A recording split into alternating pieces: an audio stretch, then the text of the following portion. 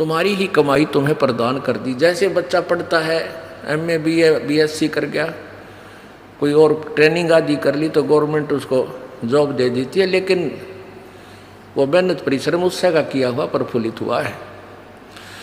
तो ऐसे ये आपको मूर्ख बना के और फिर आपके कर्म बिगड़वा देता है। जैसे ये जितने भी संत आए हैं, लाखों करोड़ों प्राणियों को मिसगाइड करने का दोष इन पर इतना गिर जाएगा कि कई लाखों वर्ष ये नरक में डाल दिए जाएंगे। आज ये अंडी पाके फिरे हैं, आज ये किसी की नहीं सुनते क्योंकि इनके पिछले पुण्य चल रहे हैं और लाखों करोड़ों व्यक्ति इनको प्रणाम करने वाले श्रद्धालु हैं और ना जाने कितना दान का वो आनंद ले रहे हैं। इस दास ने 20 वर्ष हो गए, पहले तो आदेश नहीं था गुरुजी का किसी को नाम देने का, पहले वैसे दास प्रचार किया करता था, अपने गुरुजी के पास ले जाकर नाम दिलाया करता था। और सन 1994 से आज तक 16 वर्ष हो गए जो दास ने मजदूरी की है। गला मेरा खराब हो गया, शरीर भी कोई विशेष रहा नहीं, क्योंकि दिन रात मेहनत परिश्रम करने से कभी आहार किया कभी ना किया, और अभी तक ये चल रहा है। इतनी मेहनत करके इस परमात्मा की इस यथार्थ ज्ञान को, सत्य भक्ति को अब थोड़ा सा प्रभु की कृपा से उभारा है। दिन रात के परिश्रम से ये मुश्किल से ऊपर आ पाई है। पहले 3-3 टाइम सत्संग करता था यह दास, 3-3 घंटे 2.5 घंटे, एक दिन में 7 दिन का सत्संग करता था।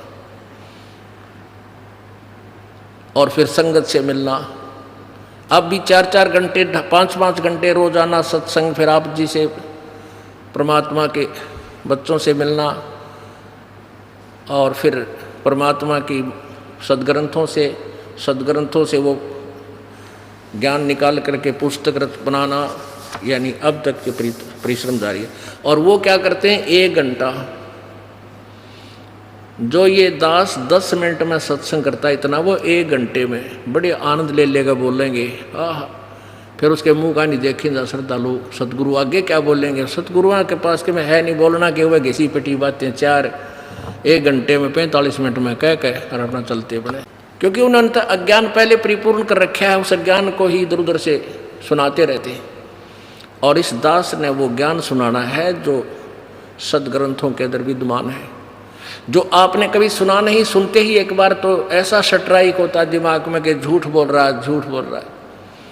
फिर वो प्रमाण दिखाना पड़ता है ताकि आप इस सत्य से परिचित हो सको और सत्य को स्वीकार करें।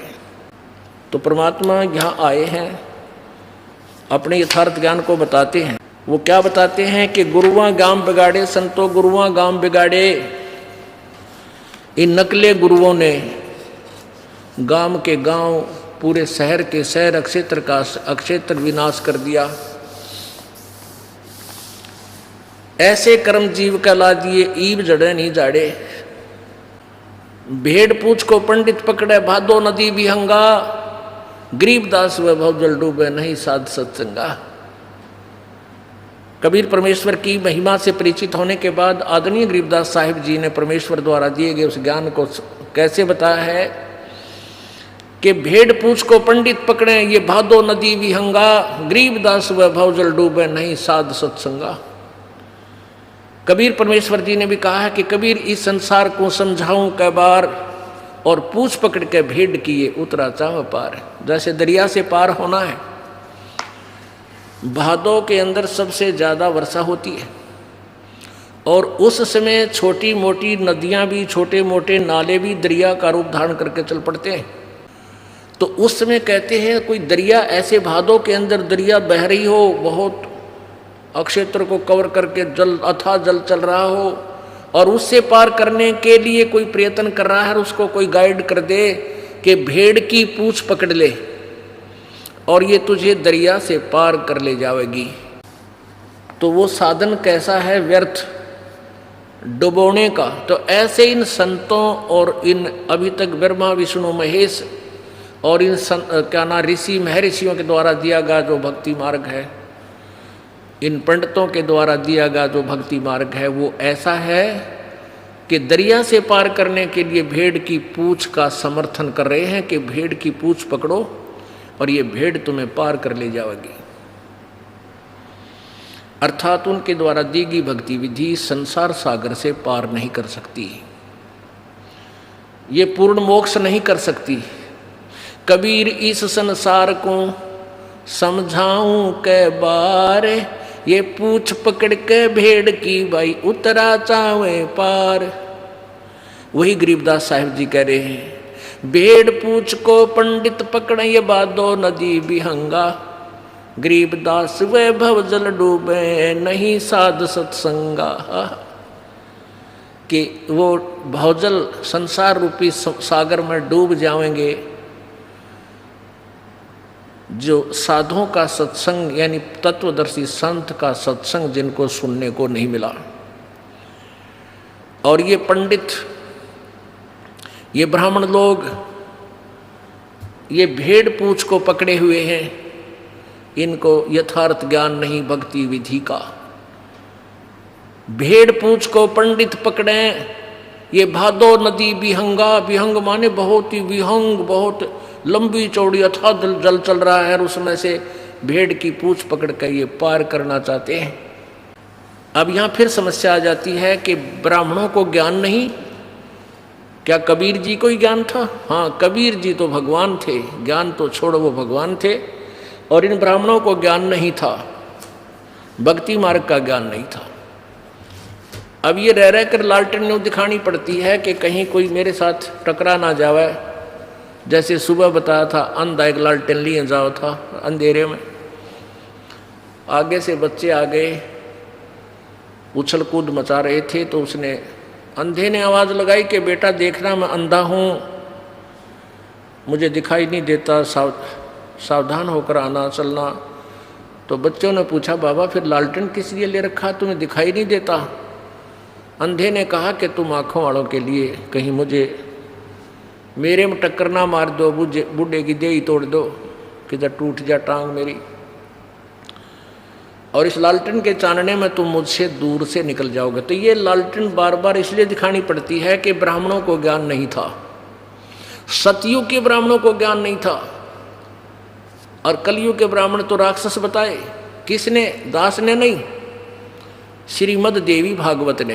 ये देखो, श्रीमद देवी भागवत, संक्षिप्त श्रीमद देवी भागवत, सचित्र मोटा टाइप, केवल हिंदी, संपादक हनुमान प्रसाद पोदार, चमनलाल गोस्वामी, प्रकाशक में मुद्रक हैं गीता प्रेस, गोरखपुर, गोविंद भवन कार्यालय, कोलकाता का संस्थान। इसके 414 पृष्ठ पे ये देखिएगा, छठा स्कंद, संक्षिप्त देवी भागवत, 414 पृष्ठ। जन्मेजय ने पूछा, महाभाग किस युग में कैसा धर्म का स्वरूप है?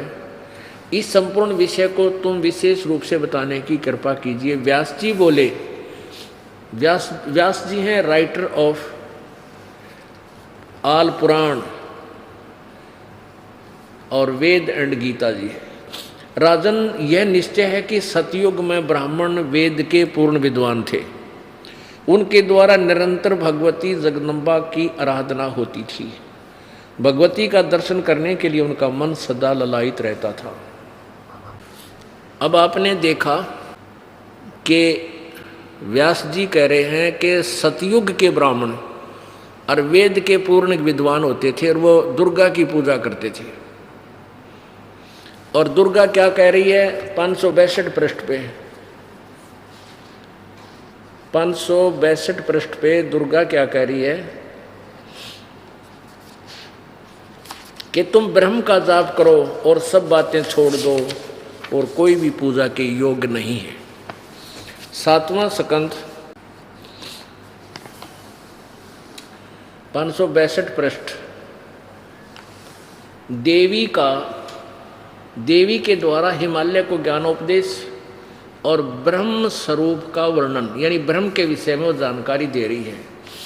श्री देवी जी कहने लगी, पर्वतराज, उस ब्रह्म का क्या स्वरूप है यह बतलाया जाता है, जो प्रकाश रूप सबके अत्यंत समीप में स्थित, हृदय रूप गुहा में स्थित होने के कारण गुहाचर नाम से प्रसिद्ध है। और महान पद अर्थात परम प्राप्य है। वह समस्त संसार के ज्ञान से परे है, अर्थात किसी की बुद्धि में आने वाला नहीं है, यह तुम जानो।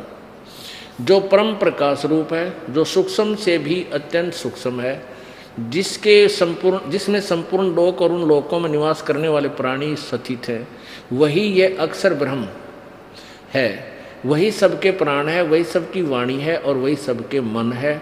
वह यह परम सत्य और अमृत अविनाशी तत्व है। सौम्य उस वेदने योग लक्ष्य का तुम वेदन करो, मन लगाकर उसमें तन्मय हो जाओ।